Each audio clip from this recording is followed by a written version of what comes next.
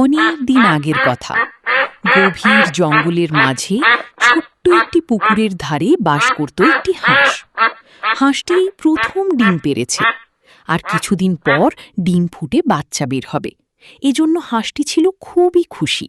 কি সুন্দর, আমি 2টি ডিম পেড়েছি। আর কিছুদিন পর আমার ডিম থেকে 2টো ছানা বের হবে আর আমার সাথে খেলাধুলা করবে। এ ভেবে আমার খুবই আনন্দ লাগছে। হাসি তার ডিম নিয়ে খুবই শান্তিতে দিন কাটাচ্ছিল।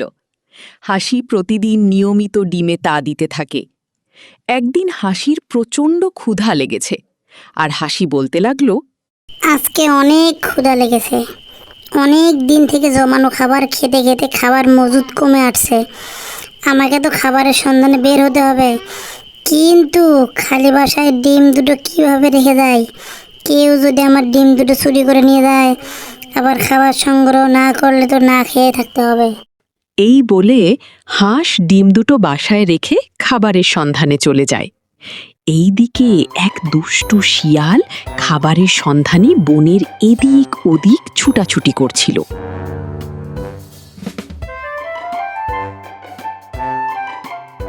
ক্ষুধার জ্বালায় আমার পেট চো চো করছে, আজ হাঁটতে পারছি না। ওই পাজি বাঘের জ্বালায় কোথাও শিকার করেও শান্তি পাই না। কিছু শিকার করলে বেটায় বাঘ এসে খাবারের ভাগ বসায়, খাবার না দিলে আমাকে আবার মেরে ফেলার হুমকি দেয়। এ বলে শিয়াল আবারও খাবারের সন্ধানে হাঁটতে থাকে। একসময় হাঁটতে হাঁটতে শিয়াল হাঁসের বাসার সামনে চলে আসে। শিয়াল দেখতে পায় ঝোপের আড়ালে 2টো ডিম। দেখে শিয়াল খুবই আনন্দিত হয়ে বলতে লাগলো, আরে বাহ, এদিকে মেঘ না চাইতেই বৃষ্টি। যাই, এই ডিমের মালিক আসার আগেই এগুলো খেয়ে আমার ক্ষুধা মেটাই। হা হা হা। এ বলে শিয়াল বাসাটার কাছাকাছি চলে আসে আর ঝটপট ডিমগুলো খেয়ে নেয়। ডিমগুলো খাওয়া শেষ হলে শিয়াল এই বলতে থাকে, আহ, কি সুস্বাদু! ডিম খেতে যে কি মজা, আগে জানতাম না। ডিমের স্বাদে পেট ও মন দুটোই ভরে গেল। এমন ডিম যদি প্রতিদিন খেতে পারতাম তাহলে কতই না ভালো হতো। যাই, এখন বাসার দিকে যাওয়া যাক। এই বলে শিয়াল মনের আনন্দে ডাকতে ডাকতে তার বাসার দিকে যাইতে থাকে, আর ওইদিকে হাসি মাছ ধরে তার বাসার দিকে আসতে থাকে। হাঁসটি তার বাসায় পৌঁছে দেখল ডিম দুটো তার বাসায় নেই। এ কি দেখছি, আমার ডিম 2টো কোথায় গেল? আমি আমার ডিম 2টো বাসায় রেখে গিয়েছিলাম। হায় আল্লাহ, এই প্রথম আমি মা হতে যাচ্ছিলাম, আর কিছুদিনের ভিতর ডিম ফুটে বাচ্চা বেরোতো। কে আমার এত বড় সর্বনাশ করলো গো? হাসি ডিম হারিয়ে অনেক কান্না করতে থাকে, আর অন্যদিকে শিয়াল বাসায় বসে বলতে থাকে, ডিম দুটো খেয়ে অনেক মজা লাগছে। আজকের মতো আর কোথাও যাব না, একটু ঘুম পারলে ভালোই হয়। ভাবে বেশ কিছুদিন কেটে যায়। হাসি আগের মতো আবার 2টো ডিম দিল, আর অন্যদিকে পাজি শেয়াল মনে মনে ভাবছিল আজ কি কোন দিক শিকার করতে বের হবে। বহুদিন হলো সুস্বাদু মাংস খাই না, প্রতিদিন নিরামিষ খেতে আর ভাল লাগছে না। আজ একটি পাখি শিকার করতেই হবে। এসব কথা বলতে না বলতেই শিয়ালের ডিম খাওয়ার কথা মনে পড়ে যায়। হা হা হা, আজকে বরং ওই হাঁসের খামারের দিকে চলে যাই। এতদিনই হয়তো হাঁসটি আবারও ডিম পেড়েছে।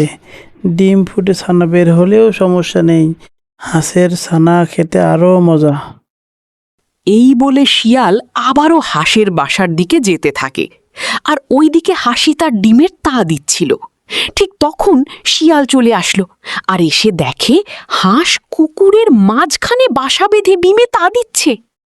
কি ব্যাপার, এই হাঁসটি দেখি অনেক চালাক হয়েছে, বাসা বেঁধেছে পুকুরের মাঝখানে।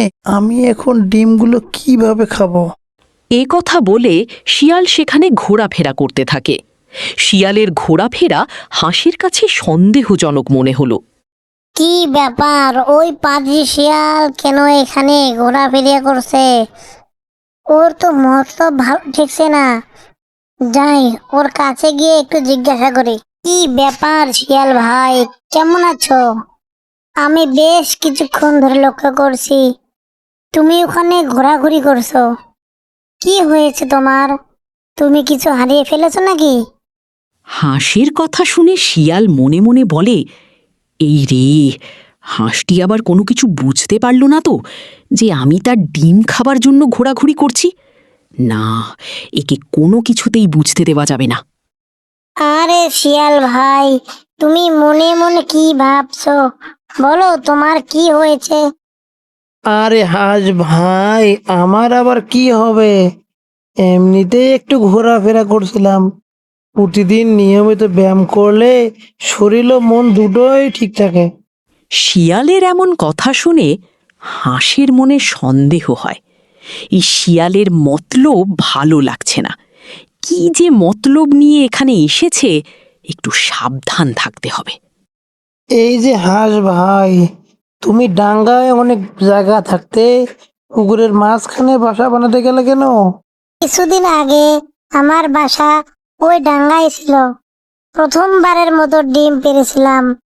কে যেন আমার ডিম দুটো চুরি করে নিয়ে গেছে। তাই একটু বুদ্ধি খাটিয়ে পুকুরের মাঝখানে বাসা বেঁধেছি, যেন ডিমগুলো কেউ চুরি করে নিয়ে যেতে না পারে।